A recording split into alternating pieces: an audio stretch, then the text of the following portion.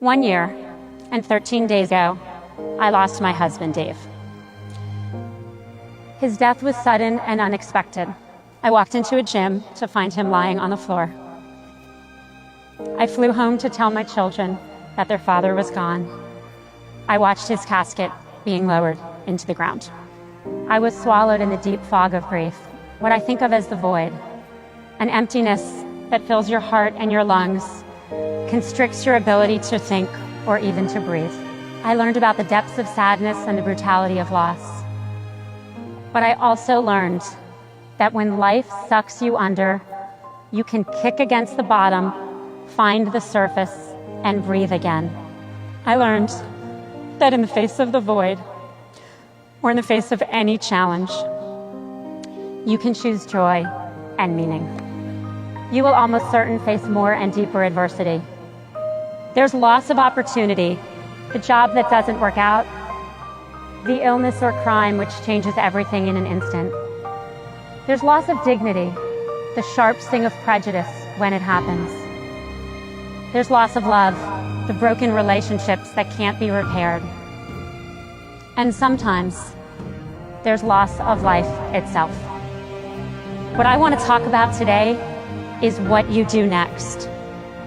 About the things you can do to overcome adversity, no matter when it hits you or how it hits. The easy days ahead of you will be easy. It is the hard days, the days that challenge you to your very core, that will determine who you are.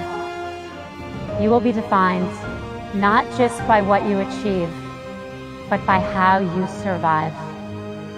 One day, my friend Adam Grant, a psychologist, suggested that I think about how much worse things could be. Worse, I said to him, are you crazy? How could things be worse? He looked at me and said, Dave could have had that same cardiac arrhythmia driving your children.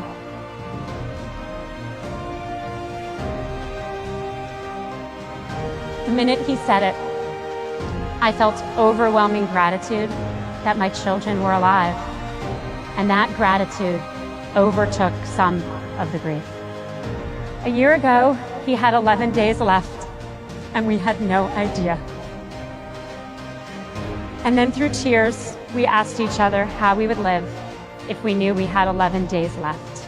Can you ask yourselves to live as if you had 11 days left? I mean, live with the understanding of how precious every day would be, because that's how precious every day actually is.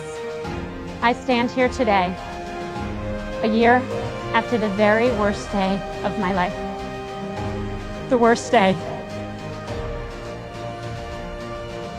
The worst day I can imagine. And two things are true. I have a huge reservoir of sadness. It is with me always. It is right here where I can touch it. I never knew I could cry so often for so much. But for the first time, I'm grateful for each breath in and out. I'm grateful for the gift of life itself. It is the greatest irony of my life that losing my husband helped me find deeper gratitude. Gratitude for the kindness of my friends, the love of my family, and the laughter of my children.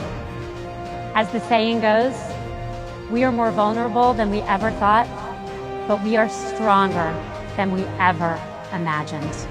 My hope for you is that you can find that gratitude, not just on the easy days like today, but on the hard days when you will need it. When tragedy or dismay strike, know that you have deep within you the ability to get through anything, and I mean anything. I promise you do.